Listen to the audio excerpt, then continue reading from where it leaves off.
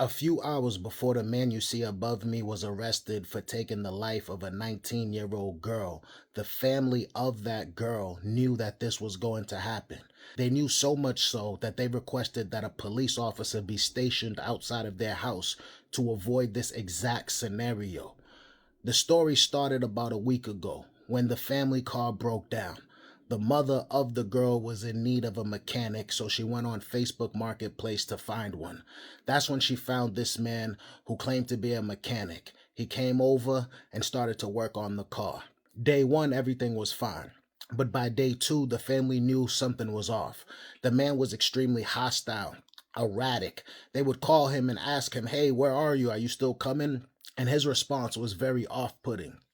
It got to the point where he was disrespecting the family so much that they kicked him off the job. They said, "You know what? We no longer need your services on this car. You're cursing us out. You're being erratic. You're being hostile. We don't want to do business anymore." But the man had already started working on the car and he felt entitled to some money. He said, "Hey, listen, you guys haven't paid me yet. So I need my money before you guys kick me off of this job, before you guys don't want me to work anymore." The family refused, feeling disrespected, and they wanted to stand their ground. Tonight, an 18-year-old girl is dead and a man is in custody after a shooting in Rock Hill. Police are saying the alleged suspect targeted the home where it happened once before. Now, according to Rock Hill Police, Sean Hubbard, seen here on your screen, has been charged with murder. Police say they responded to a shooting at a home on Mount Gallion Road. Now, that's near US 21 bypass around 11 last night. He allegedly shot into the same home in the past, so he's also charged with shooting into an occupied dwelling. So the man left, but he came back. He came back just a few days after with the pew-pew machine and aired out their home, shattering their windows. He didn't care if anybody was hit. He didn't care who was hit. He just wanted to hit somebody inside the home. The people inside the house called the police immediately. They started their investigation and realized exactly who the suspect was. When they went over to his house, they couldn't find him. They started canvassing the area. They still couldn't find him.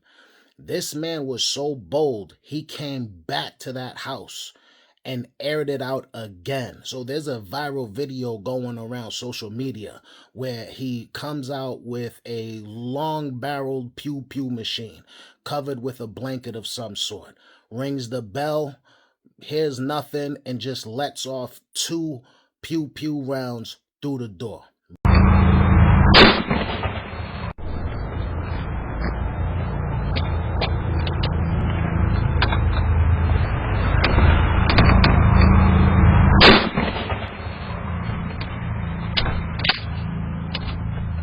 Right? Nobody was hit in that actual incident.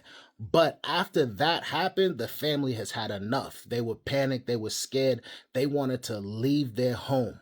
And so they was packing up. The police was there. Police was canvassing the area. The family asked the police, "Hey, listen, can you please stay? This man has done this before. You couldn't find him. He came back and he did it again today. Please, can somebody just stay here and keep an eye on the house for us while we gather our things to leave?" I asked them, could the police stay here? So me and my family got up some stuff and find out where we could go, because clearly we was not safe here. Because this man didn't care. They told me they could let one officer stay. He went across the Helens and sat there. And he probably was there 15 minutes. And he came in the yard and he said he had to leave. She says a short time later, the suspect came back and shot into the yard, killing her daughter. Now she wants justice. Now we have to be very clear about something. Before the officer actually left the property, the mother begged him to stay. The officer said, "Listen, we're going to canvass the area. We're going to pass by a few times to make sure he hasn't returned." But the mother told him, "Listen, the only reason why we think he hasn't returned yet is because you guys are here right now. As soon as you leave, he will take the opportunity and come back." That did not have any effect on the officer. The officer said, "Listen, it's not my call. You'll be okay. We'll be back." And just a few hours, as you heard, the man came back. The girl was in her front yard and he took the opportunity to take her off of the face of the planet. Now, here's how I feel about the situation. The woman's house was tooted at 2 times prior, back to back. An officer should have stayed. An officer should have stayed.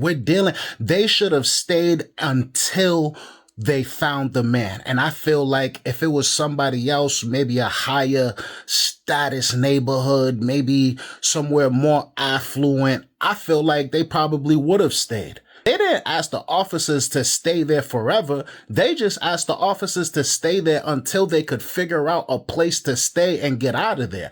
Trust me, the family doesn't want to be at the house any less than the officer wants to be there to patrol it. But another part of me says to myself, damn, somebody in that woman's family is probably thinking to themselves, you know what? You should have just given him the money he was asking for. Not to say that they could tell the future, because obviously nobody would expect something like this to happen. But in retrospect, if you think about it, maybe if that woman gave the man the money, not to say that the man was right, but if she would have given him the money, he might not have come back around and did what he did. Let me know what you think about this down in the comments. After I posted this video, many people in the comments was bringing up some really good points. One of which was, why was the mother even there after the first pew pew? And I know now we on YouTube, but I still got to keep it cool. After the first pew pew, and why was the mother even there? After the second pew pew, and it's like, everybody's kind of like, yo, like, you got a duty to protect your family. And to be honest with you, as much as we're not trying to blame the victim here, the mother should have left. Like, I don't know what she had to do, but it's like the video you saw, that was the second time he came in the door, like with the shotgun. That was the second time. The first time he drove by and shot out all the windows.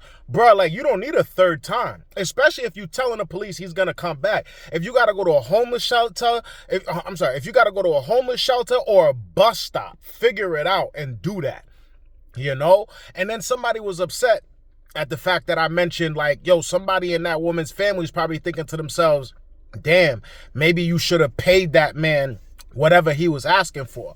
You know, with respect and the utmost humbleness and all of that, you know, I'm not trying to make the victim, blame the victim here. But at the same time, you got to think to yourself, this man did do work on your car.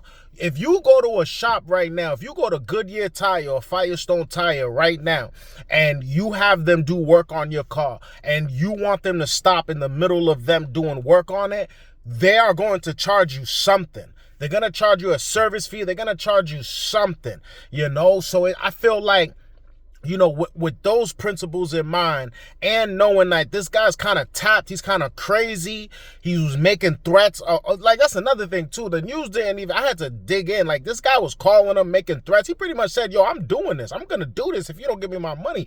It's like, bro, you a single mom, like, just to avoid the issue, pay that man whatever money you was gonna pay him to finish the job, bro. Like, I would have just did that on GP, you know what I mean? Just to avoid the problems. But that's how I feel about the situation. Let me know what you think about this down in the comment section.